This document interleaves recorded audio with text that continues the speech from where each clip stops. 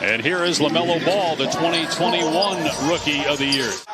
The first rookie to do that since Alvin Adams in 1976. Doncic misfires, kept alive to Porzingis, who's in a much better place.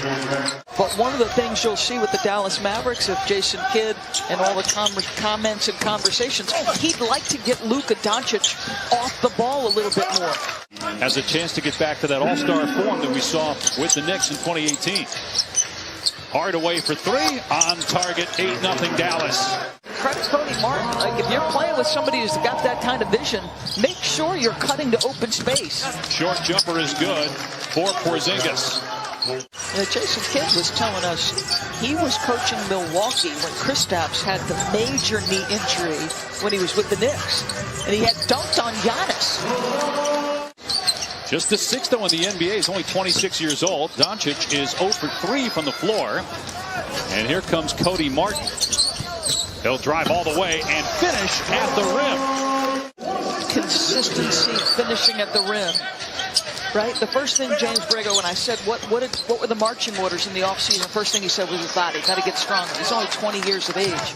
But one of the things, we're courtside now, where last year we weren't for the regular season. You can tell, looking at the upper body of LaMelo Ball, he has gotten stronger. There is some definition compared to when he came into the league. When you ask Coach Borrego about the marching orders for LaMelo Ball in the offseason, game management, as Doncic with a beautiful look that time to Porzingis for the dunk.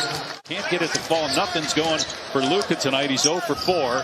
He's going to play about 32 minutes, Jason Kidd told us. LaMelo Ball looked like he was going to pass. He was staring, waiting for a trailer, and then just put the shot up and buried it. But what if Ben Simmons, because there's reporting out there, the Inquirer had a piece basically suggesting that he may not get between the lines and play as Porzingis hits a turnaround jump shot. Is he going to do what James Harden did when he finally got between the lines in Houston, where you basically made it clear, I'm not going to be the same player? Many times their season was teetering even in the playoffs. Yeah. There were times where their half-court offense looked abysmal.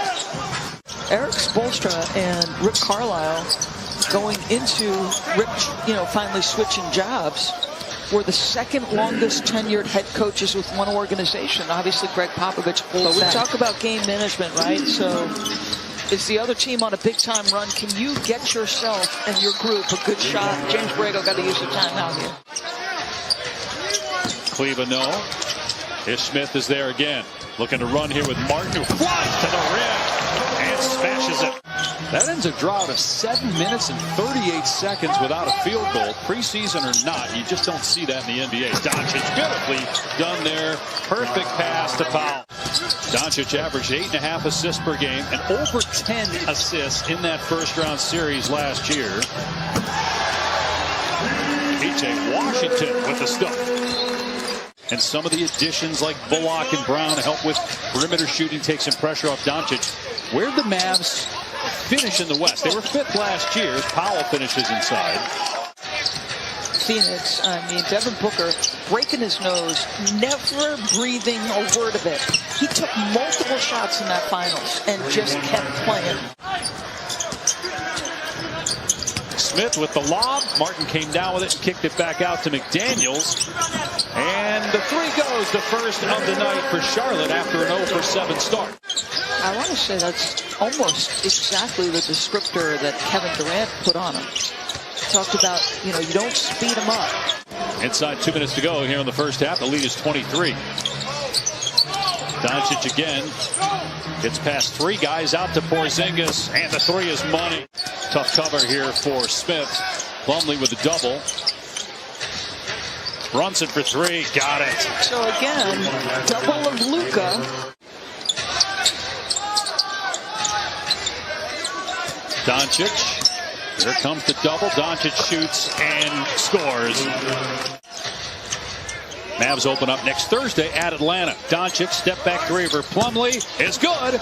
And Luka with his first triple of the game. Not taking anything away from Jokic, but it did help that he played basically every game for Denver last year. Well, I think it may have, obviously, no question it played a part, because Embiid was obviously an MVP-worthy candidate. Remember, they were hovering in the 4th and 5th spot of the East. taking everybody by surprise. Wow, Dwight Powell, the slam. The picture of an improving player. Okay, and can we just talk about how great Gary Payton is in the Yes. NBA 75 video? On there. He's only in his 4th year. But there's some that say when it's all said and done, he's going to be pretty high up on that list. But you put him in there now. Right. I mean, the question becomes, it's for young guys, and I'm not saying this for him specifically, somebody else, Trey, name it. What if, God forbid, a career-ending injury and you played 3 seasons, I remember being a student at Providence College. They're playing Georgetown at the Civic Center. And the seats they gave the women's team were on the baseline. And Jeff Van Gundy has his home office set up, and we'd always ask, what is that? What do you call that? And he said that's the room that Patrick Ewing built. Did not play basketball until he was 15 years old. Oh, empty possession there. Boy, that was brutal. Yeah. Hardaway, long 3 from the S at Spectrum. And they're down, and there's a sea of orange in Thompson Bowling Arena. Pat Summitt's being the great Pat Summitt, like up and down the sideline she goes. And she turns around, and over the top of the bench of Tennessee just screams, "This is my blankety-blank 18-year-olds in that rivalry."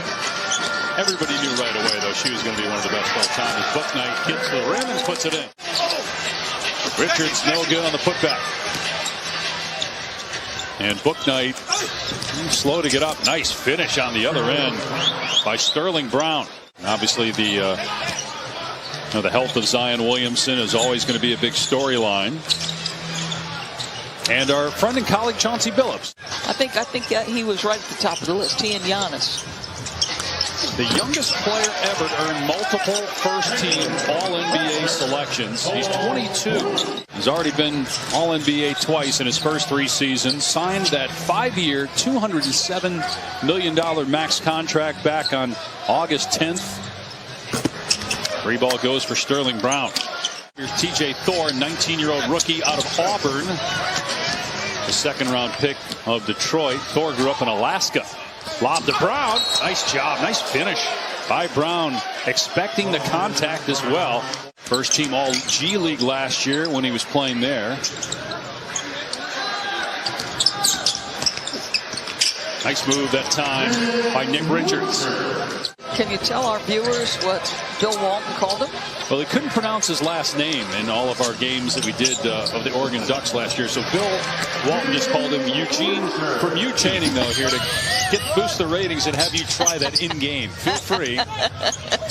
With the high heels and all. Well, in fact, our producer just said we're doing that out of the next break. Just jump right on that.